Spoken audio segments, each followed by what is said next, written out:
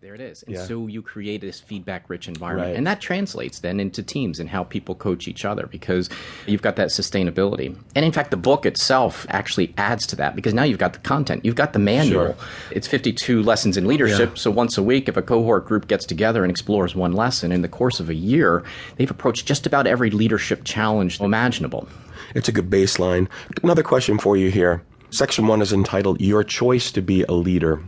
People choose to be leaders, obviously, but it strikes me there are some people who really don't choose to be a leader, and they end up being a leader because circumstances have forced them or their companies into a leadership role, or it has been decided that they are a leader kind of thing. Now, you and I both know that that's a loaded, Sure. fraught with disaster, that second one way of approaching it.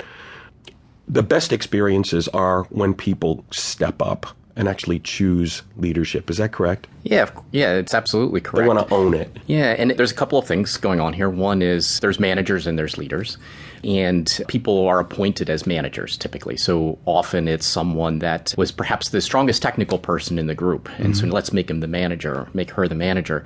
And what happens is management is about control. And so when we think about, we need managers in organizations because we have to put together plans, we have to conform to those plans.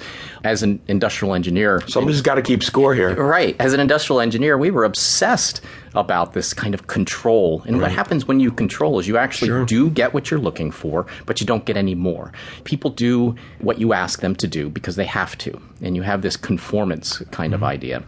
And so what we talk about in the book is this idea of leadership, which is not about control, it's about unleash, right? So we need management, there's no doubt. We got to keep score. And managers are typically appointed. The difference in leadership is leaders can come from anywhere. They just sort of rise up. Exactly. And the other thing that's really important here is that you can learn to be a leader.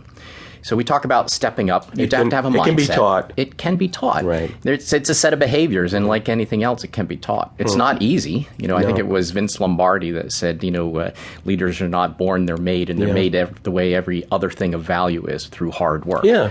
Right? Yeah. And so here you have it in the book. The idea is, here's your recipe. Sure. Are you familiar with Henry Mintzberg? No.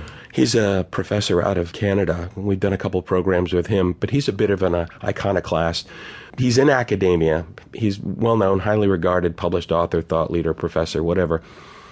And he's all over, if you're going to put college courses together and graduate degrees, they should be all about management. You should learn the rocking and rolling of logistics and monitoring and getting stuff done and the technical side of management. He said, but leadership, you got to lead. I can't pop you in a classroom and lecture you and assume that you're going to come away with a degree in leadership. It's something you have to learn how to drive the car. You have to learn how to drive the bus. You have to get a bunch of people together and whatever military or sports analogy Use a you metaphor, want, right? Get to from point A to point B, score a goal unit, whatever the heck it is. Do you agree with that? Yes and no. So first is, there's a section in the book about commit yourself to profits that talks about, at the end of the day, people love you and they'll follow you and those kinds of things. But if you're not driving a profitable organization, it's really what was the point here, especially if we're talking about, a for-profit organization. And in a lot of cases, the NGOs and nonprofits, it's the same thing. You have to get funding. It's a group of people. It is. And so there is that component of it, which is you got to drive there, you got to control your costs, you got to invest in those kinds of things which are going to yield you costs. So there's a section in the book on that. In fact, a lot of that work is built on Bob Pfeiffer's work on Double Your Profits. I find him to be really interesting because of his succinct and very declarative kind of nature to his work. So I like that. People cut to the chase. One of my pet expressions that people in the room are going to roll their eyes at when I say is everything would be okay if people weren't involved.